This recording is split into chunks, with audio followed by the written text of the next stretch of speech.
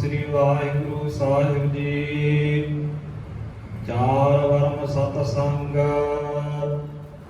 गुरमुख मेलिया, जानत बोला रंग गुरमुख चेलिया। पंजे शब्द अभंग अनाद केलिया, सतगुर शब्द तरंग सदा सुहेलिया। शब्द सुरत प्रसंग ज्ञान संग मिलिया। रागनाद सरभंग ऐन सपेलिया। शब्द अनाहद रंग सुज किलिया। गुरमुख पंथी रंग वार खिलिया। शब्द अनाहद रंग सुज किलिया। गुरमुख पंथी रंग वार खिलिया। वाहिगुरु जी का खालसा, वाहिगुरु जी की फतेह। परम सत्कार्यो जुगो जुग अटल चवर शतर तक दे मालिक हजूर अनवर वालिए कुल आलम शब्द गुरु धन धन साहिब श्री गुरु ग्रंथ साहिब महाराज जी की पावन और मुकद्दस हजूरी दे अंदर रोजाना की तरह शमा वेले दे दीवाना की हाजरी भर रहे पगां वाले सत्संगी जनों, वडभागे हाँ जो सतगुरां दी अपार बख्शिश का सदका मुबारक हजूरी दे अंदर जुड़ करके साहिबां दी अमृतमय बाणी दे कीर्तन दे नाल सांझ बना रहे सां। उपरंत भाई साहब भाई गुरदास जी दियां पवित्र वारां दी लड़ीवार विचार दे नाल जुड़न का सुभाग समा प्राप्त होया है। इस लड़ी के तहत पिछले दीवाना के अंदर तीजी वार दियां 15 पौड़ियां दी विचार आप संतां दे नाल सांझी कीती। अगलेरी 16 नंबर पौड़ी जिसका पाठ आप जियां ने सत्कारियो भाई सगुणा पासों श्रवण किया है, इसकी विचार आप संतां दे नाल सांझी करनी है। आओ विचारां दी आरंभता तो पहला गुरु चरणां दे अंदर हाजरी लवाइए। बड़े प्यार अते अदब सहित आखो जी सतनाम श्री वाहिगुरु साहिब जी। वाहिगुरु जी चार वर्ण सतसंग गुरमुख मिलिया। चार वर्ण हिंदुस्तान की धरती के उत्ते अपने आप को उच्चे अखवाउण वाले ने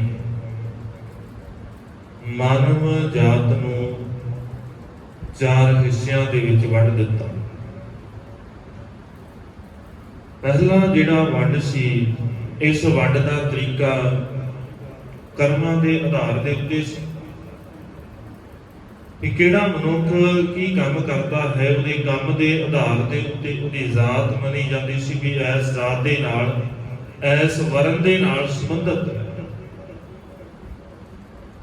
समा पैण दे उत्ते जदों लालची ਬਿਰਤੀ ਦੇ ਮਨੁੱਖ ਆਗੂ ਬਣ ਜਾਣ, ਹੰਕਾਰੀ ਬਿਰਤੀ ਦੇ ਜਿਹੜੇ ਮਨੁੱਖ ਨੇ ਉਹ ਆਗੂ ਬਣ ਜਾਣ, ਫਿਰ ਉਹਨੂੰ ਸਾਰਾ ਸਿਸਟਮ ਵਿਗੜਦਾ ਹੈ। ਉਸ ਦਿਨ ਤੋਂ ਇਹ ਵਰਨ ਵੰਡ ਦਾ ਤਰੀਕਾ ਬਦਲ ਗਿਆ। ਪਹਿਲੋਂ ਕਰਮਾਂ ਦੇ ਆਧਾਰ ਦੇ ਉੱਤੇ ਸੀ, ਫਿਰ ਜਨਮ ਦੇ ਆਧਾਰ ਦੇ ਉੱਤੇ ਹੋ ਗਿਆ ਵੀ ਜਿਸ ਘਰ ਦੇ ਅੰਦਰ ਜਨਮ ਲਿਆ ਹੈ ਤੁਸੀਂ ਉਸੇ ਜ਼ਾਤ ਦੇ ਨਾਲ, ਉਸੇ ਵਰਨ ਦੇ ਨਾਲ ਸੰਬੰਧਿਤ। ਜਿਹੜੀ ਕਰਮਾਂ ਦੇ ਆਧਾਰ ਦੇ ਉੱਤੇ ਵਰਨ ਵੰਡ ਸੀ, ਉਹਦੇ ਉੱਚੇ ਤੇ ਨੀਵੇਂ ਵਾਲੀ ਭਾਵਨਾ ਨਹੀਂ ਸੀ। ਹਰੇਕ ਸਮਾਜ ਦਾ ਇੱਕ ਅੰਗ ਸੀ ਤੇ ਹਰੇਕ ਅੰਗ ਆਪਣੇ ਆਪ 'ਚ ਪੂਰਨ ਤੇ ਜ਼ਰੂਰੀ ਹੁੰਦਾ ਹੈ। ਇੱਕ ਅੰਗ ਨੂੰ ਦੂਜੇ ਦੀ ਲੋੜ ਹੈ, ਇੱਕ ਦੂਜੇ ਦੇ ਸਹਾਰੇ ਤੇ ਚੱਲਦੇ। ਤੇ ਜਿਸ ਦਿਨ ਇਹ ਸ਼ੁਰੂ ਹੋ ਗਿਆ ਜਨਮ ਦੇ ਆਧਾਰ ਦੇ ਉੱਤੇ, ਉਸੇ ਦਿਨ ਉੱਚੇ ਤੇ ਨੀਵੇਂ ਵਾਲੀ ਭਾਵਨਾ ਪੈਦਾ ਹੋ ਗਈ। ਹਰੇਕ ਨੇ ਆਪਣੇ ਹਿਰਦੇ ਦੇ ਅੰਦਰ ਵੀ ਇਸ ਭਾਵਨਾ ਨੂੰ ਪੱਕਿਆ ਕਰ ਲਿਆ। ਜ਼ਰੂਰੀ ਇਹ ਹੁੰਦਾ ਹੈ ਕਿ ਤੁਸੀਂ ਕੀ ਮੰਨ ਰਹੇ ਹੋ, ਦੂਜਾ ਕੀ ਮਨਾ ਰਿਹਾ, ਇੱਕ ਵੱਖਰੀ ਗੱਲ ਹੈ। ਤੁਸੀਂ ਕੀ ਮੰਨ ਰਹੇ ਹੋ ਇਹ ਜ਼ਰੂਰੀ ਹੁੰਦਾ ਹੈ। ਜਿਸ ਦਿਨ ਅਸੀਂ ਇਹ ਮੰਨਣਾ ਸ਼ੁਰੂ ਕਰ ਲਿਆ ਤੇ ਅਸੀਂ ਉੱਚੇ ਆ, ਦੂਜੇ ਨੇ ਮੰਨਣਾ ਸ਼ੁਰੂ ਕਰ ਲਿਆ ਵੀ ਮੈਂ ਨੀਵਾਂ ਵਾਂ, ਉਸੇ ਦਿਨ ਤੋਂ ਹੀ ਤਾਣੀ ਉਲਝ ਗਈ। ਕਿਉਂਕਿ ਹਰੇਕ ਚੀਜ਼ ਦੇ ਅੰਦਰ ਇੱਕ ਆਪਣਾ ਅਧਿਕਾਰ ਚੁਣ ਲਿਆ, ਆਹ ਮੇਰਾ ਅਧਿਕਾਰ ਹੈ, ਤੇ ਕਿਸੇ ਨੂੰ ਕਹਿ ਦਿੱਤਾ ਤੇਰੇ ਕੋਲ ਕੋਈ ਅਧਿਕਾਰ ਹੀ ਨਹੀਂ, ਕਿਉਂਕਿ ਮੈਂ ਵੰਡ ਕਰਨ ਵਾਲਾ, ਤੇ ਫਿਰ ਮੈਂ ਆਪਣੀ ਮਰਜ਼ੀ ਦੇ ਨਾਲ ਵੰਡ ਕਰਾਂਗਾ। ਤਾਕਤ ਮੇਰੇ ਕੋਲ ਹੈ। ਸਾਰਿਆਂ ਤੋਂ ਪਹਿਲੋਂ ਜਿਹੜਾ ਜ਼ਰੂਰੀ ਕੰਮ ਹੁੰਦਾ ਹੈ ਉਹ ਹੁੰਦਾ ਹੈ ਗਿਆਨ ਤੋਂ ਦੂਰ ਕਰ ਦੇਣਾ। ਜਿਸ ਦਿਨ ਗਿਆਨ ਤੋਂ ਦੂਰ ਹੋ ਜਾਓਗੇ ਉਸੇ ਦਿਨ ਸਮਝ ਨਹੀਂ ਆਏਗੀ, ਤੇ ਗਿਆਨ ਸਿਰਫ ਇੱਕ ਖਾਸ ਵਰਨ ਕੋਲ ਰਹਿ ਗਿਆ, ਉਹ ਸੀ ਬ੍ਰਾਹਮਣ ਦੇ ਕੋਲ। ਉਹਨੇ ਇਹ ਕਿਹਾ ਵੀ ਮੈਂ ਬ੍ਰਹਮਾ ਦੇ ਮੁਖ ਤੋਂ ਪੈਦਾ ਹੋਇਆ, ਇਸ ਕਰਕੇ ਗਿਆਨ ਦਾ ਸਿਰਫ ਅਧਿਕਾਰ ਮੇਰੇ ਕੋਲ ਹੈ, ਇਹ ਮੇਰਾ ਕੰਮ ਹੈ, ਤੁਹਾਡਾ ਕੰਮ ਨਹੀਂ ਹੈ। ਤੇ ਜਿਹਨੂੰ ਮੈਂ ਕਹੂੰਗਾ ਉਹ ਵੀ ਗਿਆਨ ਦਾ ਅਧਿਕਾਰੀ ਹੈ, ਦੂਜਾ ਨਹੀਂ। ਤੇ ਗਿਆਨ ਦਾ ਅਧਿਕਾਰੀ ਕੇਵਲ ਤੇ ਕੇਵਲ ਬ੍ਰਾਹਮਣ ਹੈ, ਜਿਹੜਾ ਧਰਮ ਦਾ ਗਿਆਨ ਲੈ ਸਕਦਾ ਹੈ। ਔਰ ਹਰੇਕ ਆਪਣੀ ਮਰਜ਼ੀ ਦੇ ਨਾਲ, ਪਰ ਸ਼ੂਦਰ ਦੇ ਕੋਲ ਕੋਈ ਗਿਆਨ ਨਹੀਂ। ਇਹਦਾ ਚਾਰ ਵੰਡਾਂ ਕਰ ਦਿੱਤੀਆਂ ਨੇ, ਖੱਤਰੀ, ਬ੍ਰਾਹਮਣ, ਸ਼ੂਦਰ ਤੇ ਵੈਸ, ਜਿਹਦੇ ਵਿੱਚ ਸਾਰਿਆਂ ਤੋਂ ਉੱਪਰ ਬ੍ਰਾਹਮਣ, ਫਿਰ ਖੱਤਰੀ। ਬ੍ਰਾਹਮਣ ਦਾ ਕੰਮ ਹੈ ਗਿਆਨ ਇਕੱਠਾ ਕਰਨਾ, ਗਿਆਨ ਪੜਾਉਣਾ, ਤੇ ਖੱਤਰੀ ਦਾ ਕੰਮ ਹੈ ਬ੍ਰਾਹਮਣ ਦੀ ਰੱਖਿਆ ਕਰਨਾ। ਇਹ ਮਨੂ ਸਿਮਰਤੀ ਦੇ ਅਨੁਸਾਰ 27 ਸਿਮਰਤੀਆਂ ਨੇ। ਉਹਨਾਂ 27 ਦੇ ਵਿੱਚੋਂ ਮਨੂ ਸਿਮਰਤੀ ਹੈ, ਉਹਦੇ ਵਿੱਚ ਲਿਖਿਆ ਹੈ ਕਿ ਬ੍ਰਾਹਮਣ ਦੇ ਸਾਰਿਆਂ ਤੋਂ ਜ਼ਿਆਦਾ ਅਧਿਕਾਰ ਨੇ, ਤੇ ਖੱਤਰੀ ਦਾ ਕੰਮ ਹੈ ਉਹਦੀ ਸੇਵਾ ਦੇ ਵਿੱਚ ਹਾਜ਼ਰ ਰਹਿਣਾ, ਉਹਦੀ ਰੱਖਿਆ ਕਰਨੀ। ਔਰ ਇਥੋਂ ਤੱਕ ਲਿਖਿਆ ਹੈ ਤੇ ਜੇ ਬ੍ਰਾਹਮਣ ਕਿਸੇ ਦੇ ਨਾਲ ਮਾੜਾ ਸਲੂਕ ਕਰਦਾ ਹੈ ਤੇ ਉਹਦੇ ਉੱਤੇ ਕੋਈ ਦੋਸ਼ ਨਹੀਂ ਹੈ। ਬ੍ਰਾਹਮਣ ਨੂੰ ਜੇ ਕਤਲ ਦੀ ਸਜ਼ਾ ਹੁੰਦੀ ਹੈ, ਮੌਤ ਦੀ ਸਜ਼ਾ ਦਿੱਤੀ ਜਾਂਦੀ ਹੈ, ਤੇ ਉਹਨੂੰ ਮਾਰਿਆ ਨਹੀਂ ਜਾ ਸਕਦਾ, ਉਹਦੇ ਸਿਰਫ ਕੇਸਾਂ ਦਾ ਕਤਲ ਕੀਤਾ ਜਾ ਸਕਦਾ ਹੈ, ਕੇਸ ਕੱਟੇ ਜਾ ਸਕਦੇ ਆ, ਉਹਨੂੰ ਮੌਤ ਦੀ ਸਜ਼ਾ ਨਹੀਂ ਦਿੱਤੀ ਜਾ ਸਕਦੀ। ਜਿੱਥੇ ਬਾਕੀਆਂ ਨੂੰ ਮੌਤ ਦੀ ਸਜ਼ਾ ਦੇਣੀ ਆ ਤੇ ਬ੍ਰਾਹਮਣ ਦੇ ਸਿਰਫ ਕੇਸ ਕਤਲ ਹੋਣਗੇ, ਕਿਉਂਕਿ ਅਧਿਕਾਰ ਮੇਰੇ ਕੋਲ ਹੈ ਨਿਯਮ ਬਣਾਉਣ ਦਾ, ਤੇ ਮੈਂ ਆਪਣੀ ਸਹੂਲਤ ਨੂੰ ਮੁੱਖ ਰੱਖ ਕੇ ਬਣਾਵਾਂਗਾ। ਜੇ ਬ੍ਰਾਹਮਣ ਚੋਰੀ ਕਰਦਾ ਮਿਲ ਜਾਵੇ, ਚੋਰੀ ਕਰਦਾ ਫੜਿਆ ਜਾਵੇ, ਤੇ ਉਹਦਾ ਦੋਸ਼ ਬ੍ਰਾਹਮਣ ਦੇ ਸਿਰ ਦੇ ਉੱਤੇ ਨਹੀਂ ਆਏਗਾ, ਸਮੇਂ ਦੇ ਹਾਕਮ ਦੇ ਸਿਰ ਦੇ ਉੱਤੇ ਆਏਗਾ, ਕਿਉਂਕਿ ਉਹਦੀ ਅਣਗਹਿਲੀ ਦੇ ਕਰਕੇ ਬ੍ਰਾਹਮਣ ਚੋਰੀ ਕਰ ਲਿਆ। ਇਹ ਨਿਯਮ 27 ਸਿਮਰਤੀਆਂ ਦੇ ਅੰਦਰੋਂ ਮਨੂ ਸਿਮਰਤੀ ਦੇ ਅੰਦਰ ਇਹ ਲਿਖੇ ਹੋਏ ਨੇ।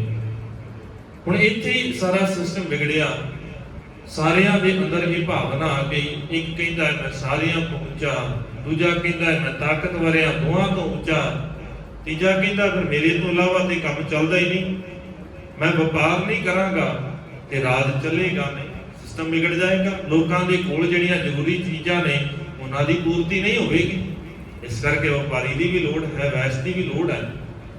ਸ਼ੂਦਰ ਦੇ ਕੋਲ ਕੋਈ ਅਧਿਕਾਰ ਨਹੀਂ, ਤੇ ਮਾਲਕ ਨੇ ਬਖਸ਼ਿਸ਼ ਕਰ ਦਿੱਤੀ, ਰਹਿਮਤ ਕੀਤੀ, ਸਾਰਿਆਂ ਨੂੰ ਇਕੱਠਿਆਂ ਕਰ ਦਿੱਤਾ।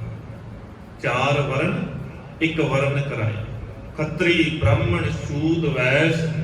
ਉਪਦੇਸ਼ ਚੌਂ ਵਰਨਾਂ ਕੋ ਸਾਂਝਾ, ਸਾਰਿਆਂ ਨੂੰ ਸਾਂਝਾ ਉਪਦੇਸ਼ ਦਿੱਤਾ ਗੁਰੂ ਨੇ। ਜਿਸ ਦਿਨ ਸਾਂਝਾ ਉਪਦੇਸ਼ ਦਿੱਤਾ, ਸੰਗਤ ਦੇ ਅੰਦਰ ਬੈਠ ਕੇ ਭਾਈ ਗੁਰਦਾਸ ਜੀ ਕਹਿੰਦੇ ਚਾਰ ਵਰਨ ਸਤ ਸੰਗ ਗੁਰਮੁਖ ਮਿਲਿਆ। ਸੰਗਤ ਦੇ ਅੰਦਰ, ਗੁਰੂ ਦੀ ਸੰਗਤ ਦੇ ਅੰਦਰ ਚਾਰਾਂ ਵਰਨਾਂ ਨੂੰ ਗੁਰੂ ਨੇ ਬਖਸ਼ਿਸ਼ ਕਰਕੇ ਇਕੱਠਿਆਂ ਇੱਕੋ ਥਾਂ ਦੇ ਉੱਤੇ ਬਿਠਾ ਦਿੱਤਾ। ਇਸੇ ਗੁਰੂ ਨੇ ਸਾਡੇ ਉੱਤੇ ਰਹਿਮਤ ਕੀਤੀ। ਹੁਣ ਅਸੀਂ ਇਸ ਰਹਿਮਤ ਦੇ ਕਿੰਨੇ ਕੁ ਪਾਤਰ ਬਣੇ? ਜ਼ਰੂਰੀ ਤੇ ਵੀ ਹੈ।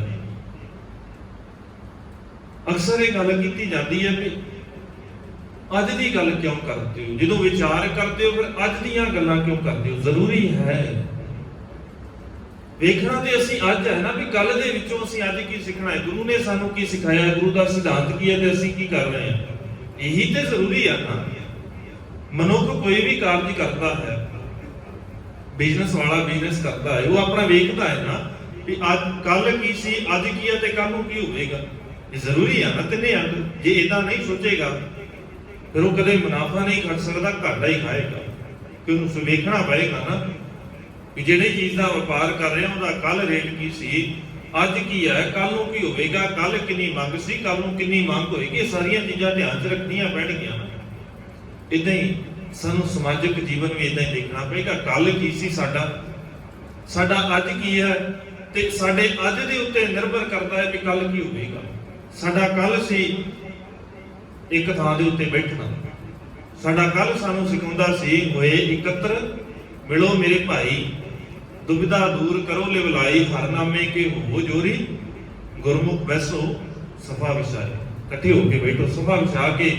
ਔਰ ਇੱਥੇ ਸਾਨੂੰ ਸਿਖਾਇਆ ਗਿਆ ਪਹਿਲੇ ਪੰਗਤ ਪਾਛਰ ਸੰਗਤ, ਇਕੱਠੇ ਬੈਠਣਾ ਹੈ। ਜ਼ਾਤ ਦਾ ਵਿਤਕਰਾ ਨਹੀਂ ਹੋਣਾ ਚਾਹੀਦਾ। ਸਾਨੂੰ ਸਿਖਾਇਆ ਸੀ ਨੀਚਾ ਅੰਦਰ ਨੀਚ, ਜ਼ਾਤ ਨੀਚੀ ਹੂੰ ਅਤ ਨੀਚ, ਨਾਨਕ ਤਿਨ ਕੈ ਸੰਗ ਸਾਥ, ਵੱਡਿਆਂ ਸਿਉ ਕਿਆ ਰੀਸ। ਸਾਨੂੰ ਸਿਖਾਇਆ ਸੀ ਸਭੇ ਸਾਂਝੀ ਵਾਲ, ਸਦਾਇਨ ਤੂੰ ਕਿਸੈ ਨਾ ਦਿਸੈ ਬਾਹਰਾ ਜੀਉ।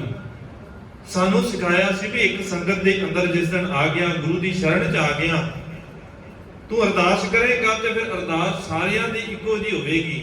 ਤੂੰ ਠਾਕੁਰ ਤੁਮ ਪਏ ਅਰਦਾਸ, ਜਿਉ ਪਿੰਡ ਸਭ ਤੇਰੀ ਰਾਸ, ਤੂੰ ਮਾਤ ਪਿਤਾ ਹਮ ਬਾਰਿਕ ਤੇਰੇ। ਸਾਰਿਆਂ ਦੀ ਇੱਕੋ ਜਿਹੀ ਹੋਵੇਗੀ। ਸਮਾਜ ਨੇ ਕੀ ਵੰਡ ਕਰਕੇ ਦਿੱਤੀ ਹੈ ਤੈਨੂੰ, ਇਸ ਗੱਲ ਦੇ ਨਾਲ ਕੋਈ ਫਰਕ ਨਹੀਂ ਪੈਂਦਾ।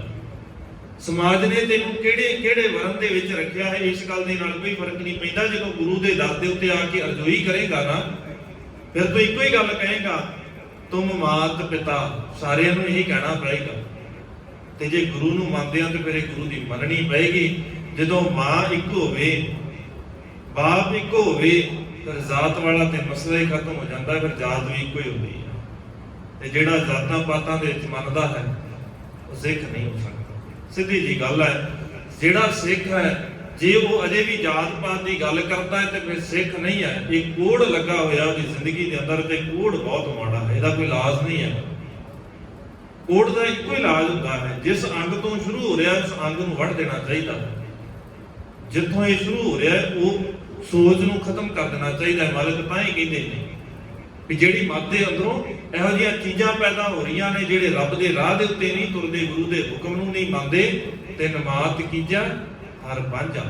ਉਹਨਾਂ ਦੀ ਮੱਤ ਜਿਹੜੀ ਆ ਨਾ ਭੈੜੀ, ਕਿਉਂਕਿ ਮਾਤਾ ਮੱਤ, ਮਾਂ ਕੀ ਹੈ, ਮਾਤੀ ਤੇ ਮਾਂ ਆ ਨਾ ਸਾਡੀ ਸੁਰਤ ਦੀ ਮਾਂ। ਤੇ ਸਤਿਗੁਰੂ ਕਹਿੰਦੇ ਫਿਰ ਇਹਨੂੰ ਵਾਂਝਿਆ ਕਰਦੇ, ਦੇ ਚੋਂ ਕੋਈ ਇਦਾਂ ਦਾ ਭੈੜਾ ਖਿਆਲ ਆਵੇ ਹੀ ਨਾ। ਇੱਥੇ ਦੋਵੇਂ ਚੀਜ਼ਾਂ ਗਲਤ ਸੀ। ਉੱਚੇ ਕਹਿਣ ਵਾਲੇ ਕਹਿੰਦੇ ਨੇ ਵੀ ਅਸੀਂ ਉੱਚੇ ਆ, ਮੰਨ ਕੇ ਬੈਠੇ ਨੇ। ਨੀਵੇਂ ਕਹਿਣ ਵਾਲੇ ਇਹ ਮੰਨ ਕੇ ਬੈਠੇ ਨੇ ਵੀ ਅਸੀਂ ਨੀਵੇਂ ਆ। ਦੋਵੇਂ ਪਾਸੇ ਗਲਤ ਹੈ।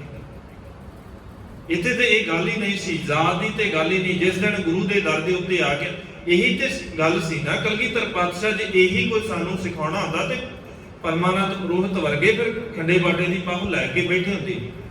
ਪਹਾੜੀ ਰਾਜਿਆਂ ਨੇ ਅੰਮ੍ਰਿਤ ਛਕਿਆ ਹੁੰਦਾ ਜੇ ਇਹੀ ਗੱਲ ਹੁੰਦੀ। ਆਏ ਸੀ ਨਾ, ਸਵਾਲ ਤੇ ਇਹੀ ਸੀ ਨਾ, ਸ਼ਰਤ ਹੈ ਜੀ ਸਾਡੀ, ਅਸੀਂ ਪਿਤਰੀ ਕਰਮ ਨਹੀਂ ਛੱਡਣੇ, ਅਸੀਂ ਬਾਕੀਆਂ ਦੇ ਨਾਲ ਬੈਠ ਕੇ ਖੰਡੇ ਬਾਟੇ ਦੀ ਪਾਹੂ ਨਹੀਂ ਲੈਣੀ। ਸਾਡੇ ਨਹੀਂ ਤਿਆਰ ਕੀਤਾ ਜਾ ਰਿਹਾ ਚੌਥੇ ਪੈੜੇ ਦਾ ਲੰਗਰ, ਸਾਡੇ ਨਹੀਂ ਹੋ ਰਿਹਾ। ਆ ਵੱਖਰਾ ਹੈ ਜੀ, ਇਹ ਨੀਵਿਆਂ ਦਾ ਲੰਗਰ ਹੈ, ਆ ਨੀਵਿਆਂ ਦਾ ਗੁਰਦੁਆਰਾ ਹੈ। ਉੱਚਿਆਂ ਦੇ ਗੁਰਦੁਆਰੇ ਜਾ ਨਹੀਂ ਸਕਦੇ, ਚੱਲ ਨਹੀਂ ਰਿਹਾ। ਅਜੇ ਸਾਡੇ ਖਿਆਲਾਂ ਚੱਲਦਾ ਨਹੀਂ ਹੈ, ਬਹੁਤ ਚੱਲਦਾ ਹੈ। ਗੁਰੂ ਸਮਰਥ ਬਖਸ਼ੇ, ਜਦੋਂ ਤੱਕ ਇਹ ਨਹੀਂ ਨਿਕਲੇਗਾ ਉਦੋਂ ਤੱਕ ਆ ਜਿਹੜੀ ਗੱਲ ਕਰਦੇ ਆ ਨਾ ਖਾਲਸਾ ਵਾਲੀ, ਭੁਲੇਖਾ ਹੀ ਹੈ। ਨਾ ਦੇ ਨਾਲ ਜਿੰਨੇ ਮਰਜ਼ੀ ਲਾ ਲਈਏ, ਸਿੱਖ ਅਖਵਾਇਆ ਸਿੱਖ ਨਹੀਂ ਬਣਦਾ ਜਦੋਂ ਤੱਕ ਕਿਰਦਾਰ ਨਾ ਹੋਵੇ। ਔਰ ਕਿਰਦਾਰ ਦੇ ਅੰਦਰ ਸ਼ੁਰੂਆਤ ਇੱਥੋਂ ਹੀ ਹੁੰਦੀ ਹੈ, ਗੁਰੂ ਦੇ ਹੁਕਮ ਨੂੰ ਮੰਨਣ ਤੋਂ। ਗੁਰੂ ਦੇ ਹੁਕਮ ਤੋਂ ਇਨਕਾਰੀ ਬੈਠੇ ਆ। ਸਤ ਸੰਗ ਦੇ ਅੰਦਰ ਆਉਣੇ ਜ਼ਰੂਰ ਆ। ਪਹਿਲੀ ਗੱਲ ਤੇ ਬਹੁਤਿਆਂ ਦਾ ਹਾਲ ਇਹੀ ਹੈ, ਆਉਣਾ ਵੀ ਔਖਾ ਲੱਗਦਾ ਹੈ। ਆਉਣਾ ਔਖਾ ਇਸੇ ਕਰਕੇ ਆ ਵੀ ਗੁਰੂ ਦੇ ਕੋਲ ਜਾਵਾਂਗੇ, ਕੋਈ ਗੱਲ ਕਰਨਾ ਚ ਪਏਗੀ, ਮੰਨਣੀ ਪਏਗੀ। ਉਦਾਂ ਕਹਿ ਤੇ ਸਕਦੇ ਆ ਵੀ ਸਾਨੂੰ ਪਤਾ ਹੀ ਨਹੀਂ ਸੀ ਮੰਨੀ ਹੈਗੀ, ਸੌਖਾ ਤਰੀਕਾ ਹੈ ਨਾ। ਸੁਣਿਆ ਹੀ ਨਹੀਂ ਜੀ, ਸਾਨੂੰ ਨਹੀਂ ਪਤਾ ਵੀ ਤੁਸੀਂ ਕੀ ਦੱਸਿਆ ਸੀ, ਸਾਨੂੰ ਪਤਾ ਹੀ ਨਹੀਂ ਗੁਰੂ ਕੀ ਕਹਿੰਦਾ ਹੈ। ਜੇ ਅਸੀਂ ਸਿੱਖਾਂਗੇ ਫਿਰ ਕਹਿਣਾ ਪਏਗਾ ਵੀ ਹਾਂ ਜੀ ਸਾਨੂੰ ਪਤਾ ਸੀ, ਇਸ ਕਰਕੇ ਸਾਡੇ ਕੋਲ ਗਲਤੀ ਹੋਈ ਹੈ। ਸੌਖਾ ਹੈ ਕਿ ਕਹਿ ਦੋ ਕਿ ਸਾਨੂੰ ਪਤਾ ਹੀ ਨਹੀਂ ਸੀ, ਇਸ ਕਰਕੇ ਅਸੀਂ ਗਲਤੀਆਂ ਕਰਦੇ ਹਾਂ। ਮਤਲਬ ਕਹਿੰਦੇ ਇੱਥੇ ਜੇ ਆਇਆ ਗੁਰੂ ਦੇ ਕੋਲ ਆ ਕੇ ਸਾਰਿਆਂ ਤੋਂ ਪਹਿਲਾਂ ਆਪਣੇ ਅੰਦਰ ਇਹ ਗੱਲ ਲੈ ਕੇ ਆਵੇਂ ਵੀ ਮੈਂ ਗੁਰੂ ਦਾ ਸਿੱਖ ਹਾਂ ਤੇ ਗੁਰੂ ਦੇ ਹੁਕਮ ਨੂੰ, ਗੁਰੂ ਦੀ ਗੱਲ ਨੂੰ ਮੰਨਾਂਗਾ। ਔਰ ਇੱਕ ਸਾਰਤਾ ਦੀ ਗੱਲ ਹੈ, ਉੱਚੇ ਨੀਵੇਂ ਦੀ ਗੱਲ। ਜਿਹਦੇ ਖਿਆਲ ਦੇ ਵਿੱਚ ਆ ਜਾਏ ਕਿ ਮੈਂ ਉੱਚਾ ਤੇ ਦੂਜਾ ਕਹਿ ਦੇ ਮੇਰੀ ਜ਼ਾਤ ਨੀਵੀਂ ਹੈ, ਸਤਿਗੁਰੂ ਕਹਿੰਦੇ ਫਿਰ ਦੋਵੇਂ ਹੀ ਪ੍ਰਵਾਨ ਨਹੀਂ ਹੈ, ਕਿਉਂਕਿ ਦੋਵਾਂ ਦਾ ਜੇ ਖਿਆਲ ਉਧਰ ਹੀ ਤੁਰਿਆ ਫਿਰਦਾ ਹੈ ਪਿਤਰੀ ਕਰਮ ਦੇ ਵਿੱਚ। ਪਹਿਲੋਂ ਪਿੱਛੇ ਨੂੰ ਹੀ ਤੁਰੇ ਫਿਰਦੇ ਆ ਜੀ। ਅੱਗੇ ਵਧਣਾ ਹੈ ਕਿਸੇ ਨਾਵ ਨੇ, ਕਿਸੇ ਜਹਾਜ਼ ਨੇ, ਪਾਣੀ ਦੇ ਜਹਾਜ਼ ਨੇ ਅੱਗੇ ਨਿਕਲਣਾ ਹੋਵੇ ਤੇ ਲੰਗਰ ਚੁੱਕਣਾ ਪਏਗਾ ਪਹਿਲਾਂ। ਜੇ ਉਹ ਲੰਗਰ ਚੁੱਕਿਆ ਨਹੀਂ, ਬੇੜੀ ਦਾ ਰੱਸਾ ਖੋਲਿਆ ਨਹੀਂ ਤੇ ਅੱਗੇ ਨਹੀਂ ਵੱਧ ਸਕਦਾ ਸੀ। ਅਜੇ ਰੱਸੇ ਪਿੱਛੇ ਵਾਲੇ ਨਹੀਂ ਖੋਲੇ। ਜਦੋਂ ਤੱਕ ਪਿੱਛੇ ਵਾਲੇ ਰੱਸੇ ਨਹੀਂ ਖੋਲਦੇ ਉਦੋਂ ਤੱਕ ਸਤਸੰਗ ਦੇ ਅੰਦਰ ਆਇਆ ਹੋਇਆ, ਕਿਉਂਕਿ ਗੁਰੂ ਦੀ ਸੰਗਤ ਚਾਉਣ ਦਾ ਭਾਵ ਹੀ ਹੈ ਗੁਰੂ ਦੁਆਰਾ ਹੋਏ ਸੋਝੀ ਪਾਏ ਸੀ, ਏਤ ਦੁਆਰਾ ਹੋਏ ਹੱਛਾ ਹੋਏ ਸੀ। ਇਸ ਦੁਆਰੇ ਤੇ ਆ ਕੇ ਹੱਛੇ ਹੋਣਾ ਸੀ, ਸੋਝੀ ਲੈਣੀ ਸੀ, ਹੱਛੇ ਹੋਣਾ ਸੀ। ਮਨ ਦੇ ਅੰਦਰੋਂ ਇਹ ਖਿਆਲ ਕੱਢਣੇ, ਮਨ ਦੇ ਅੰਦਰੋਂ ਇਹ ਕਹਿਣਾ ਵੀ ਮੈਂ ਜੀ ਗੁਰੂ ਦਾ ਸਿੱਖ ਹਾਂ, ਮੇਰੀ ਜ਼ਾਤ ਨਹੀਂ ਹੈ ਹੁਣ ਕੋਈ, ਮੈਂ ਨਾ ਉੱਚੀ ਜਾਤ ਦਾ ਨਾ ਮੈਂ ਨੀਵੀਂ ਜਾਤ ਦਾ। ਦਾਅਵੇ ਜਿਨੇ ਮਰਜ਼ੀ ਕਰ ਲਈਏ ਵੀ ਉੱਚੇ ਹੋ ਕੇ, ਜੇ ਉੱਚੇ ਹੀ ਹੋ ਕੇ ਸਿੱਖ ਬਣਦੇ ਹੁੰਦੇ ਤੇ ਭਾਈ ਲਾਲੋ ਕਦੇ ਸਿੱਖ ਨਾ ਬਣਦਾ। ਜੇ ਉੱਚੇ ਹੋ ਕੇ ਸਿੱਖ ਬਣਦੇ ਹੁੰਦੇ ਤੇ ਫਿਰ ਇਦਾਂ ਦੇ ਸਿੱਖ ਨਾ ਬਣਦੇ ਜਿਹੜੇ ਗੁਰੂ ਦਰ ਤੇ ਪ੍ਰਵਾਨ ਹੋਏ ਨੇ। ਤੇਰੇ ਤੇ ਪ੍ਰਵਾਨਗੀ ਮਲਕ ਭਾਗੋ ਦੀ ਹੁੰਦੀ, ਫਿਰ ਭਾਈ ਲਾਲੋ ਦੀ ਪ੍ਰਵਾਨਗੀ ਨਾ ਹੁੰਦੀ। ਮਲਕ ਭਾਗੋ ਨੂੰ ਪ੍ਰਵਾਨਗੀ ਉਦੋਂ ਮਿਲੀ ਸੀ ਜਿਸ ਦਿਨ ਉਹਨੇ ਛੱਡਿਆ ਸੀ, ਜਿਸ ਦਿਨ ਉਹਨੇ ਮੰਨ ਲਿਆ ਵੀ ਨਹੀਂ ਮੈਂ ਗਲਤ ਹਾਂ, ਜੋ ਮੈਂ ਕੀਤਾ ਇਹ ਗਲਤ ਹੈ। ਅੱਜ ਤੋਂ ਇਦਾਂ ਨਹੀਂ ਹੋਵੇਗਾ, ਅੱਜ ਤੋਂ ਹੀ ਨਹੀਂ ਹੋਵੇਗਾ। ਸਤਿਗੁਰੂ ਨੇ ਸ਼ੁਰੂਆਤ ਤੋਂ ਸਾਨੂੰ ਇਹ ਸਿਖਾਇਆ ਸੀ। ਗੁਰੂ ਨਾਨਕ ਸਾਹਿਬ ਮਹਾਰਾਜ ਸੰਸਾਰ ਦੀ ਨਜ਼ਰ ਦੇ ਅੰਦਰ ਉੱਚੀ ਜ਼ਾਤ ਦੇ ਨੇ, ਉੱਚੇ ਰੁਤਬੇ ਦੇ ਮਾਲਕ ਨੇ। ਤੇ ਸਾਥੀ ਕੌਣ ਹੈ? ਭਾਈ ਮਰਦਾਨਾ, ਜਿਹੜਾ ਜ਼ਾਤ ਦੇ ਅਨੁਸਾਰ, ਸੰਸਾਰ ਦੇ ਨਜ਼ਰ ਦੇ ਅਨੁਸਾਰ ਸਮਾਜ ਦੇ ਅੰਦਰ ਸਾਰਿਆਂ ਤੋਂ ਨੀਵੀਂ ਜ਼ਾਤ ਦਾ ਉਹ ਸਾਥੀ ਆ। ਇਕੱਠੇ ਬੈਠਦੇ ਨੇ, ਇਕੱਠੇ ਖਾਂਦੇ ਨੇ, ਇਕੱਠੇ ਰਹੇ ਸਾਰੀ ਜ਼ਿੰਦਗੀ। ਹੁਣ ਉੱਥੇ ਜੇ ਇਹੀ ਸ਼ੁਰੂਆਤ ਹੀ ਜਿੱਥੇ ਸ਼ੁਰੂਆਤ ਹੀ ਇਦਾਂ ਦੀ ਹੋਵੇ, ਉੱਥੇ ਅਜੇ ਵੀ ਸਾਡੇ ਅੰਦਰ ਇਹ ਖਿਆਲ ਚੱਲਦੇ ਨੇ ਅਸੀਂ ਉੱਚੇ ਆ ਜੀ, ਅਸੀਂ ਨੀਵੇਂ ਆ, ਸਾਡਾ ਵੱਖਰਾ ਹੈ। ਦੂਜੇ ਕਹਿੰਦੇ ਸਾਡਾ ਵੱਖਰਾ ਹੈ। ਇੱਕ ਇਸ਼ਟ ਮੰਨਦਾ ਹੈ, ਉਹ ਕਹਿੰਦਾ ਵੀ ਮੈਂ ਇਹਨੂੰ ਰੱਬ ਮੰਨਦਾ, ਦੂਜਾ ਕਹਿੰਦਾ ਮੈਂ ਇਹਨੂੰ ਰੱਬ ਮੰਨਦਾ। ਮੰਨਦੇ ਦੋਵੇਂ ਨਹੀਂ, ਮੰਨਦੇ ਦੋਵੇਂ ਨਹੀਂ ਹੈ। ਭਗਤ ਰਵਿਦਾਸ ਸਾਹਿਬ ਨੂੰ ਗੁਰੂ ਮੰਨਣ ਵਾਲੇ ਕੀ ਭਗਤ ਰਵਿਦਾਸ ਸਾਹਿਬ ਦੀ ਕੋਈ ਗੱਲ ਮੰਨਦੇ? ਕੋਈ ਨਹੀਂ ਮੰਨਦਾ। ਅਸੀਂ ਕਿੰਨੇ ਦਾਅਵੇ ਕਰ ਲਈਏ ਕਿ ਅਸੀਂ ਜੀ ਧੰਨ ਗੁਰੂ ਗ੍ਰੰਥ ਸਾਹਿਬ ਮਹਾਰਾਜ ਨੂੰ ਮੰਨਦੇ ਆ, ਨਹੀਂ ਮੰਨਦਾ ਕੋਈ ਵੀ। ਕਹਿਣ ਦੀਆਂ ਗੱਲਾਂ ਹੁੰਦੀਆਂ ਨੇ ਸਾਰੀਆਂ, ਇਹ ਸਿਰਫ ਹਉਮੈ ਦਾ ਪ੍ਰਗਟਾਵਾ ਹੈ ਕਿ ਅਸੀਂ ਵੱਖਰੇ ਹੋ ਜਾਣਾ, ਅਸੀਂ ਉੱਚੇ ਹੋ ਜਾਣਾ। ਹਾਲ ਦੋਵਾਂ ਦਾ ਇੱਕੋ ਜਿਹਾ। ਹੁਣ ਉਹੀ ਹਾਲ ਹੈ, ਆਪੋ ਧਾਪੀ ਹੋਏ ਕਿਆ ਨਿਆਰੇ ਨਿਆਰੇ ਧਰਮ ਚਲਾਉਣ, ਨਿਆਰੇ ਨਿਆਰੇ ਵੱਖਰੇ ਵੱਖਰੇ ਧਰਮ ਚਲਾਉਣ ਦੀ ਗੱਲ ਹੈ। ਮੰਨਣ ਵਾਲੀ ਗੱਲ ਕੋਈ ਵੀ ਨਹੀਂ ਹੈ। ਜਿਹੜੇ ਕਹਿੰਦੇ ਨੇ ਵੀ ਅਸੀਂ ਭਗਤ ਰਵਿਦਾਸ ਸਾਹਿਬ ਨੂੰ ਮੰਨਦੇ ਆ, ਉਹਨਾਂ ਨੇ ਕਿਹੜੀ ਗੱਲ ਭਗਤ ਰਵਿਦਾਸ ਸਾਹਿਬ ਦੀ ਮੰਨੀ ਹੈ? ਭਗਤ ਰਵਿਦਾਸ ਸਾਹਿਬ ਕਿੱਸਾਧਾਰੀ ਨੇ, ਬਹੁਤੇ ਇਹ ਗੱਲ ਕਹਿਣ ਵਾਲੇ ਅਲੰਬਰਦਾਰ ਜਿਹੜੇ ਹੁੰਦੇ ਨੇ, ਭਗਤ ਰਵਿਦਾਸ ਸਾਹਿਬ ਜੀ ਦੇ ਨਾਮ ਦੇ ਉੱਤੇ ਸਮਾਜ ਚਲਾਉਣ ਵਾਲੇ ਬਹੁਤੇ ਅਲੰਬਰਦਾਰ ਇਦਾਂ ਦੇ ਨੇ ਜਿਨ੍ਹਾਂ ਨੇ ਕੇਸਾਂ ਦੀ ਬੇਅਦਬੀ ਸ਼ੁਰੂ ਤੋਂ ਹੀ ਕੀਤੀ ਹੋਈ ਹੈ। ਭਗਤ ਰਵਿਦਾਸ ਸਾਹਿਬ ਇਸ ਹੱਕ 'ਚ ਸਨ। ਉਹ ਜਦੋਂ ਰੱਬ ਦੀ ਗੱਲ ਕਰਦੇ ਨੇ ਤੇ ਕੇਸਾਂ ਦੀ ਗੱਲ ਕਰਦੇ ਨੇ। ਇਹ ਕਹਿਣ ਦੀਆਂ ਗੱਲਾਂ ਨਹੀਂ ਕਿ ਅਸੀਂ ਕਿਸੇ ਨੂੰ ਮੰਨਦੇ ਹਾਂ, ਜਿੰਨੇ ਕੁ ਅਸੀਂ ਮੰਨਦੇ ਹਾਂ ਸਾਰਿਆਂ ਦਾ ਇਹੀ ਹਾਲ ਹੈ। ਜਦੋਂ ਤੱਕ ਇਹ ਨਹੀਂ ਛੱਡਦੇ, ਸਤ ਸੰਗ ਦੇ ਅੰਦਰ ਆਉਣ ਦਾ ਭਾਵ ਹੀ ਸੀ ਕਿ ਮੈਂ ਆਪਣੇ ਆਪ ਨੂੰ ਛੱਡ ਕੇ ਗੁਰੂ ਦੀ ਮੱਤ ਨੂੰ ਆਪਣੀ ਜ਼ਿੰਦਗੀ ਦੇ ਅੰਦਰ ਧਾਰਨ ਕਰਨਾ, ਗੁਰੂ ਦੀ ਮੱਤ ਦੇ ਨਾਲ ਸੰਗ ਬਣਾਉਣਾ, ਸਤ ਦੇ ਨਾਲ ਸੰਗ ਬਣਾਉਣਾ ਹੀ ਸਤ ਸੰਗ ਹੈ। ਜਦੋਂ ਤੱਕ ਸਤ ਦੇ ਨਾਲ ਸੰਗ ਹੀ ਨਹੀਂ ਬਣਾਇਆ, ਨਾਲ ਮੇਲ ਹੀ ਨਹੀਂ ਬਣਾਇਆ, ਸਤ ਦੇ ਗੁਰੂ ਦੀ ਗੱਲ ਦੇ ਨਾਲ ਮੇਲ ਨਹੀਂ ਬਣਾਇਆ, ਉਦੋਂ ਤੱਕ ਸਾਡਾ ਮੇਲ ਨਹੀਂ ਹੋ ਸਕਦਾ। ਭਾਈ ਗੁਰਦਾਸ ਜੀ ਕਹਿੰਦੇ ਗੁਰੂ ਨੇ ਕਿਰਪਾ ਕੀਤੀ 4 ਵਰਨ, ਸਤ ਸੰਗ ਗੁਰਮੁਖ ਮਿਲਿਆ। ਗੁਰੂ ਨੇ ਬਖਸ਼ਿਸ਼ ਕਰਕੇ ਸਤ ਸੰਗ ਦੇ ਅੰਦਰ ਮਿਲ ਲਿਆ ਹੈ। ਜਾਣਾ ਤੰਬੋਲੋ ਰੰਗ ਗੁਰਮੁਖ ਚੇਲਿਆ। ਹੁਣ ਮਿਲੇ ਕਿੱਦਾਂ ਨੇ? ਦ੍ਰਿਸ਼ਟਾਂਤ ਦਿੱਤਾ। ਭਾਈ ਗੁਰਦਾਸ ਜੀ ਦਾ ਸਮਝਾਉਣ ਦਾ ਤਰੀਕਾ ਹੀ ਹੈ। ਦ੍ਰਿਸ਼ਟਾਂਤ ਦੇ ਕੇ ਸਮਝਾਉਂਦੇ ਨੇ। ਜਾਣ ਤੰਬੋਲੋ ਰੰਗ, ਤੰਬੋਲ ਪਾਨ ਦੇ ਬੀੜੇ ਨੂੰ ਕਿਹਾ ਜਾਂਦਾ ਹੈ। ਪਾਨ ਦੇ ਬੀੜੇ ਦੇ ਅੰਦਰ ਤਿੰਨ ਚੀਜ਼ਾਂ ਨੇ, ਵੱਖਰੇ ਵੱਖਰੇ ਰੰਗ ਦੀਆਂ ਨੇ। ਪਾਨ ਦਾ ਪੱਤਾ ਵੱਖਰੇ ਰੰਗ ਦਾ ਹੈ, ਉਹਦੇ ਵਿੱਚ ਪਈ ਹੋਈ ਸੁਪਾਰੀ ਵੱਖਰੇ ਰੰਗ ਦੀ ਹੈ, ਉਹਦੇ ਵਿੱਚ ਪਿਆ ਹੋਇਆ ਚੂਨਾ ਵੱਖਰੇ ਰੰਗ ਦਾ ਹੈ। ਤਿੰਨੇ ਵੱਖਰੇ ਰੰਗ ਦੇ ਨੇ, ਪਰ ਜਿਸ ਦਿਨ ਉਹ ਇਕੱਠੇ ਹੁੰਦੇ ਨੇ ਤਿੰਨਾਂ ਦਾ ਰੰਗ ਇੱਕ ਹੋ ਜਾਂਦਾ ਹੈ ਲਾਲ, ਫਿਰ ਵੱਖਰੇ ਨਹੀਂ ਦਿਖਦੇ। ਪਰ ਪਾਨ ਦਾ ਰੰਗ ਵੱਖਰਾ ਨਹੀਂ ਹੈ। ਜਿਹੜਾ ਸੰਗਤ ਚ ਆ ਕੇ ਮਿਲ ਗਿਆ ਫਿਰ ਇਦਾਂ ਦਾ ਹੋ ਜਾਂਦਾ ਇੱਕੋ ਜਿਹੇ। ਹੁਣ ਇੱਥੇ ਕੋਈ ਜ਼ਾਤ ਵੱਖਰੀ ਨਹੀਂ ਰਹਿ ਜਾਂਦੀ। ਜਦੋਂ ਤੱਕ ਜ਼ਾਤ ਵੱਖਰੀ ਹੈ ਉਦੋਂ ਤੱਕ ਗੁਰੂ ਦੇ ਨਾਲ ਸਾਂਝ ਹੀ ਕੋਈ ਨਹੀਂ ਹੈ। ਜੇ ਹੁਣ ਉੱਥੇ ਚੂਨਾ ਕਵੇ ਵੀ ਨਾ ਜੀ ਮੈਂ ਤਾਂ ਵੱਖਰੇ, ਆਪਣਾ ਰੰਗ ਛੱਡਦਾ ਹੀ ਨਹੀਂ, ਮੈਂ ਕਦੇ ਉਹ ਪਾਨ ਦੇ ਅੰਦਰ ਪ੍ਰਵਾਨ ਨਾ ਹੋਵੇ। ਸੁਪਾਰੀ ਕਵੇ ਵੀ ਮੈਂ ਆਪਣਾ ਰੰਗ ਨਹੀਂ ਛੱਡਣਾ, ਪਾਨ ਦਾ ਪਤਾ ਕਵੇ ਵੀ ਮੈਂ ਆਪਣਾ ਰੰਗ ਨਹੀਂ ਛੱਡਣਾ, ਕਦੇ ਉਹ ਪਾਨ ਨਹੀਂ ਬਣ ਸਕਦੇ, ਉਹ ਵੱਖਰੇ ਵੱਖਰੇ ਰਹਿਣਗੇ, ਫਿਰ ਪਾਨ ਨਹੀਂ ਅਖਵਾ ਸਕਦੇ। ਜਦੋਂ ਤੱਕ ਗੁਰੂ ਦੀ ਸੰਗਤ ਚ ਆ ਕੇ ਆਪਣੇ ਰੰਗਾਂ ਨੂੰ ਛੱਡ ਕੇ ਨਹੀਂ ਆਉਂਦੇ ਉਦੋਂ ਤੱਕ ਗੱਲ ਨਹੀਂ ਬਣਦੀ। ਉਦੋਂ ਤੱਕ ਗੁਰੂ ਦੇ ਨਾਲ ਸਾਂਝ ਨਹੀਂ। ਆਪਣੇ ਰੰਗ ਛੱਡਾਂਗੇ ਫੇਰ ਹੀ ਗੁਰੂ ਦੇ ਨਾਲ ਮਿਲ ਸਕਦੇ। ਅਜੇ ਤੇ ਰੰਗ ਹੀ ਨਹੀਂ ਛੱਡੇ, ਆਪਣੇ ਸੁਭਾਅ ਹੀ ਨਹੀਂ ਛੱਡੇ। ਅਜੇ ਤੇ ਅਸੀਂ ਇਹੀ ਮੰਨ ਕੇ ਬੈਠੇ ਵੀ ਮੈਂ ਸਿਆਣਾ, ਦੂਜੇ ਨੀਵੇਂ, ਮੈਂ ਉੱਚਾ, ਬਾਕੀ ਨੀਵੇਂ ਨੇ ਸਾਰੇ। ਅਜੇ ਤੱਕ ਇਹੀ ਮੰਨ ਕੇ ਬੈਠੇ ਆ।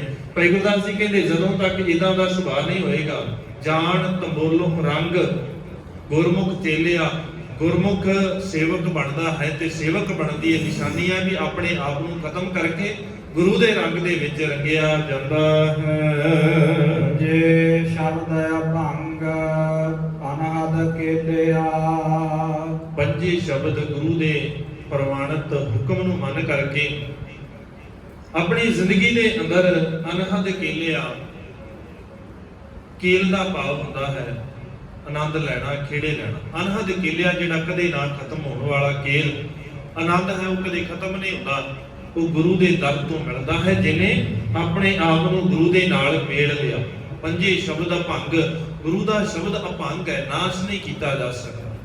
ਜਿਹਨੇ ਗੁਰੂ ਦੇ ਸ਼ਬਦ ਨੂੰ ਆਪਣੇ ਹਿਰਦੇ 'ਚ ਵਸਾਇਆ, ਉਹਦੇ ਹਿਰਦੇ ਦੇ ਅੰਦਰ ਖਿੜਾ ਵੀ ਫਿਰ ਅਭੰਗ ਪੈਦਾ ਹੋ ਗਿਆ, ਕਦੇ ਖਤਮ ਨਾ ਹੋਣ ਵਾਲਾ ਉਹ ਖਿੜਾ, ਉਹ ਆਨੰਦ ਪੈਦਾ ਹੋ ਜਾਂਦਾ ਹੈ ਜਿਸ ਦਿਨ ਗੁਰੂ ਦੇ ਸ਼ਬਦ ਨੂੰ ਆਪਣੀ ਜ਼ਿੰਦਗੀ ਦਾ ਆਧਾਰ ਬਣਾ ਕੇ ਹਿਰਦੇ ਦੇ ਅੰਦਰ ਵਸਾਉਂਦੇ ਹਾਂ। ਸਤਿਗੁਰ ਸ਼ਬਦ ਤਰੰਗ ਸਦਾ ਸੁਹੇਲਿਆ, ਸਤਿਗੁਰੂ ਦੇ ਸ਼ਬਦ ਦੇ ਰਾਹੀਂ ਹਿਰਦੇ ਦੇ ਅੰਦਰ ਤਰੰਗ ਪੈਦਾ ਹੁੰਦੀ ਹੈ, ਟਿਕਾਅ ਪੈਦਾ ਹੋ ਜਾਂਦਾ ਹੈ, ਆਨੰਦ ਪੈਦਾ ਹੁੰਦਾ ਹੈ, ਸਦੀਵੀ ਸੁੱਖ ਮਿਲ ਜਾਂਦਾ ਹੈ। ਸੁਹੇਲਿਆ ਹਮੇਸ਼ਾ ਦੇ ਲਈ ਖਿੜਾ ਆਨੰਦ ਮਿਲਦਾ ਹੈ। ਜਿਸ ਦਿਨ ਗੁਰੂ ਦਾ ਸ਼ਬਦ ਵਸ ਜਾਵੇ ਇਹ ਉਦੋਂ ਹੀ ਮਿਲੇਗਾ ਆਨੰਦ, ਉਦਾਂ ਨਹੀਂ, ਕਹਿਣ ਮਾਤਰ ਨਹੀਂ, ਪੜਨ ਦੇ ਨਾਲ ਨਹੀਂ, ਸੁਣਨ ਦੇ ਨਾਲ ਨਹੀਂ, ਵਸਾਉਣ ਦੇ ਨਾਲ ਉਹ ਆਨੰਦ ਮਿਲੇਗਾ।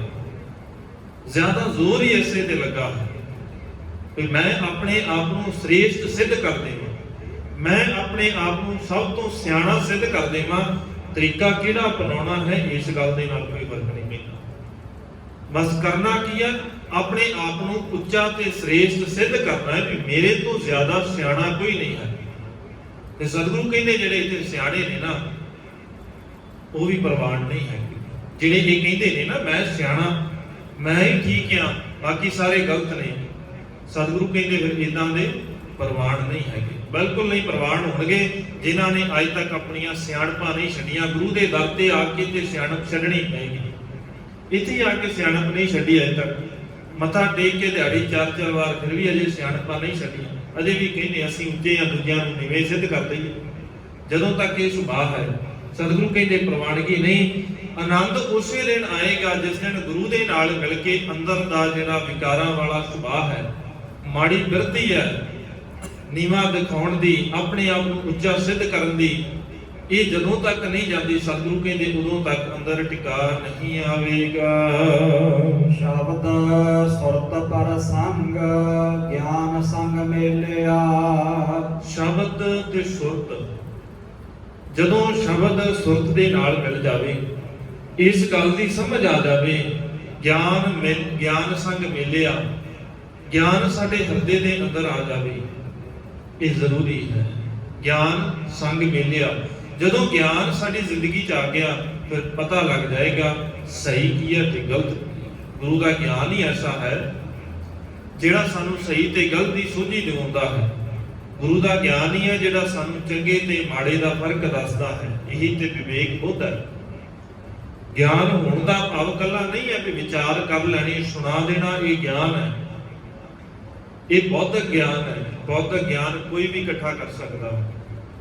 ਬੌਧਿਕ ਗਿਆਨ ਦਾ ਕੋਈ ਮਸਲਾ ਨਹੀਂ ਹੈ, ਕਿਸੇ ਕੋਈ ਵੀ ਕਰ ਸਕਦਾ ਹੈ, ਇਹਦੀ ਕੋਈ ਵੱਡੀ ਗੱਲ ਨਹੀਂ ਹੈ। ਪਰ ਜ਼ਰੂਰੀ ਹੈ ਕਿ ਮਨ ਦੇ ਅੰਦਰ ਕੀ ਹੈ। ਬੌਧਿਕ ਗਿਆਨ ਤੇ ਬੜਿਆਂ ਦੇ ਕੋਲ ਹੈ। ਬੌਧਿਕ ਗਿਆਨ ਦੀ ਗੱਲ ਕਰੀਏ ਤੇ ਔਰੰਗਜ਼ੇਬ ਵਰਗਿਆਂ ਦੇ ਕੋਲ ਬੌਧਿਕ ਗਿਆਨ ਬਹੁਤ ਹੈ, ਧਰਮ ਦਾ ਬੜਾ ਗਿਆਨਵਾਨ ਹੈ। ਬੌਧਿਕ ਗਿਆਨ ਉਹਦੇ ਕੋਲ ਇੰਨਾ ਹੈ ਵੀ ਉਹ ਸੰਸਾਰ ਦੇ ਅੰਦਰ ਧਰਮ ਦਾ ਦਿਖਾਵਾ ਇੰਨਾ ਕਰਦਾ ਹੈ। ਉਹਨੇ ਕਦੇ ਰਾਜ ਦਰਬਾਰ ਦੇ ਅੰਦਰੋਂ ਲੰਗਰ ਤੱਕ ਨਹੀਂ ਖਾਧਾ, ਰੋਟੀ ਨਹੀਂ ਖਾਧੀ ਉਹਨੇ ਕਦੇ ਰਾਜ ਦਰਬਾਰ ਦੇ ਅੰਦਰੋਂ। ਉਸ ਧਨ ਦੇ ਨਾਲ ਰਾਜਾ ਸੀ, ਸਮੇਂ ਦਾ ਹਾਕਮ ਸੀ, ਪਰ ਉਹਨੇ ਕਦੇ ਰਾਜ ਦਰਬਾਰ ਦੇ ਧਨ ਦੇ ਨਾਲ ਰੋਟੀ ਨਹੀਂ ਖਾਧੀ। ਕਹਿੰਦੇ ਉਹ ਆਪਣੀ ਕਮਾਈ ਕਰਦਾ ਸੀ। ਨਮਾਜ਼ ਵੇਲੇ ਸਿਰ ਦੇ ਉੱਤੇ ਪਾਉਣ ਵਾਲੀਆਂ ਟੋਪੀਆਂ ਆਪਣੇ ਹੱਥੀਂ ਬੁਣਦਾ, ਕੁਰਾਨ ਸ਼ਰੀਫ ਆਪਣੇ ਹੱਥ ਦੇ ਨਾਲ ਲਿਖਦਾ। ਉਹਦੇ ਜੋ ਮੁੱਲ ਮਿਲਦਾ ਉਹਨਾਂ ਚੀਜ਼ਾਂ ਦਾ, ਉਹਦੇ ਨਾਲ ਉਹ ਆਪਣੇ ਘਰ ਦਾ ਖਰਚਾ ਚਲਾਉਂਦਾ। ਇਹ ਮੰਨਿਆ ਜਾਂਦਾ ਹੈ। ਧਰਮੀ ਦੇਖਣ ਨੂੰ ਤੇ ਬੜਾ ਧਰਮੀ ਹੈ। ਇਦਾਂ ਦੇ ਕਿੰਨੇ ਧਰਮੀ ਨੇ, ਸਾਡੇ ਵੀ ਤੇ ਹੈਗੇ ਨੇ। ਫਿਰ ਉਹ ਧਰਮੀ ਸੀ, ਧਰਮੀ ਨਹੀਂ ਬਣ ਸਕਿਆ। ਕਾਰਨ ਕੀ ਸੀ? ਉਹਦੇ ਹਿਰਦੇ ਦੇ ਅੰਦਰ ਧਰਮ ਨਹੀਂ ਹੈਗਾ। ਧਰਮ ਸ਼ੁਰੂ ਹੀ ਦਇਆ ਤੋਂ ਹੁੰਦਾ ਹੈ, ਤੇ ਜਿੱਥੇ ਦਇਆ ਹੀ ਨਹੀਂ ਹੈਗੀ, ਜਿੱਥੇ ਇਕਸਾਰਤਾ ਨਹੀਂ ਹੈਗੀ, ਜਿੱਥੇ ਦੂਜਿਆਂ ਦੇ ਨਾਲ ਮਿਲਣ ਦਾ ਸੁਭਾਅ ਨਹੀਂ ਹੈਗਾ, ਦੂਜਿਆਂ ਦੇ ਬਾਰੇ ਸਮਝਣ ਦਾ ਸੁਭਾਅ ਨਹੀਂ ਹੈਗਾ, ਉੱਥੇ ਧਰਮ ਨਹੀਂ ਹੋ ਸਕਦਾ। ਉੱਥੇ ਸਿਰਫ ਤੇ ਸਿਰਫ ਦਿਖਾਵਾ ਹੈ। ਦੂਜਿਆਂ ਨੂੰ ਦੱਸਣ ਦਾ ਤਰੀਕਾ ਹੈ ਵੀ ਮੈਂ ਬੜਾ ਧਰਮੀ ਆ। ਇਦਾਂ ਦੇ ਧਰਮੀ ਸਾਡੇ ਵੀ ਬੜੇ ਹੈਗੇ ਨੇ, ਗਿਣਤੀ ਨਹੀਂ ਥੋੜੀ। ਸਿਰਫ ਉਹ ਕਿਹੜੇ ਨੇ ਜਿਹੜੇ ਜ਼ੁਬਾਨ ਤੋਂ, ਮੁਖ ਤੋਂ ਸਿਰਫ ਕਹਿ ਦੇਣਾ, ਬਿਆਨ ਕਰ ਦੇਣਾ, ਅਰਥ ਕਰ ਦੇਣੇ, ਵਿਚਾਰ ਕਰ ਦੇਣੇ, ਇੱਕ ਪ੍ਰਮਾਣ ਦੇ ਨਾਲ ਚਾਰ ਪ੍ਰਮਾਣ ਸੁਣਾ ਦੇਣੇ। ਇਹ ਬੌਧਿਕ ਗਿਆਨ ਹੈ, ਇਸ ਤੋਂ ਵੱਧ ਕੁਝ ਵੀ ਨਹੀਂ। ਜਿਹੜਾ ਮਾਨਸਿਕ ਗਿਆਨ ਹੈ, ਸੁਰਤ ਦਾ ਗਿਆਨ ਹੈ, ਉਹ ਵਿਰਲਿਆਂ ਦੇ ਹਿੱਸੇ ਆਉਂਦਾ ਹੈ। ਫਿਰ ਉਹਦੇ ਵਾਸਤੇ ਬਹੁਤੇ ਬੌਧਿਕ ਗਿਆਨ ਦੀ ਲੋੜ ਨਹੀਂ ਪਈ। ਕੋਈ ਸ਼ਬਦ ਦੇ ਨਾਲ ਹੀ ਸਮਝ ਜਾਂਦੇ ਨੇ।